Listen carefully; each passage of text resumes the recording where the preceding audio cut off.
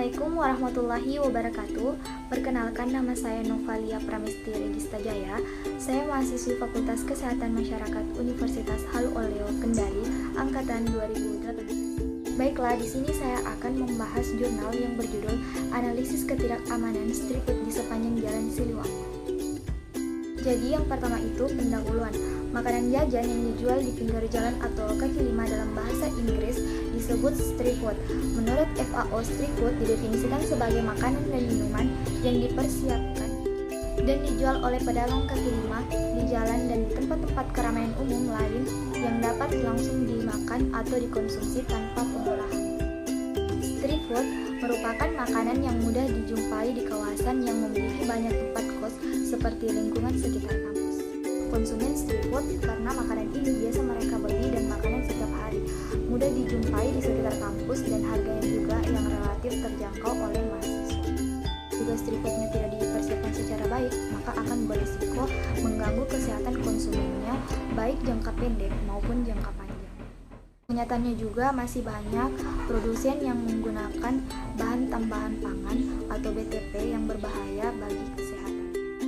Efek dari penggunaan BTP yang dilarang tidak langsung dirasakan, tetapi secara perlahan dan pasti menyebabkan penyakit. Kegiatan penelitian meliputi izin kepada pedagang, pengambilan sampel, memberi label pada sampel, menyimpan sampel makanan dalam cold box, membawa sampel makanan ke laboratorium, menganalisis kandungan BTP pada formulir identifikasi BTP. Analisis BTP pangan street food dilakukan dengan alat food contaminant detection secara deskriptif dengan menggunakan tabel distribusi, frekuensi, grafik, dan perhitungan nilai statistik. Hasil dan pembahasan pengambilan sampel dilakukan terhadap 37 street food dari 18 orang pedagang yang sekaligus menjadi responden dalam penelitian ini. Nah, tabel distribusi karakteristik responden.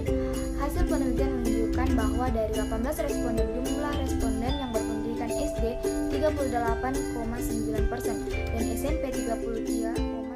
Penelitian ini juga menunjukkan bahwa masih ada responden yang berpendidikan rendah atau SD sebanyak 7 orang, 38,9%. Individual responden. Street food biasanya merupakan makanan dan minuman yang bisa langsung dikonsumsi atau tabel selanjutnya, deskripsi hasil pemeriksaan kandungan BTP pada street food. Makanan jajan street food dengan hasil semuanya 100% tidak mengandung boraks.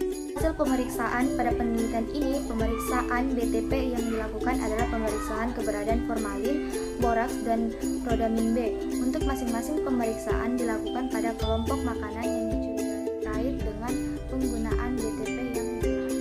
Adanya kontaminasi bahan kimia pada makanan baik disengaja maupun tidak disengaja. Bahan kimia yang sengaja ditambahkan dalam makanan untuk kepentingan meningkatkan kualitas makanan dikenal dengan atau BTP. Sementara kontaminasi bahan kimia yang tidak disengaja, contohnya adalah tercemarnya pangan karena limbah pabrik, penggunaan pestisida. Penelitian ini menunjukkan bahwa semua street food yang diperiksa kandungan boraks dan rodaminnya dinyatakan negatif atau tidak mengandung boraks dan rodamin. Sedangkan dari 4 jenis street food yang diperiksa kandungan formalinnya didapatkan hasil 2 jenis makanan yaitu mie basah dan kikil positif mengandung formalin. Jadi itulah tadi penjelasan singkat dari saya mengenai jurnal yang berjudul Analisis Ketidakamanan Street Food di Sepanjang Jalan Siliwangi. Semoga bermanfaat, lebih dan kurangnya mohon dimaafkan. Taufiq wal hidayah. Wassalamualaikum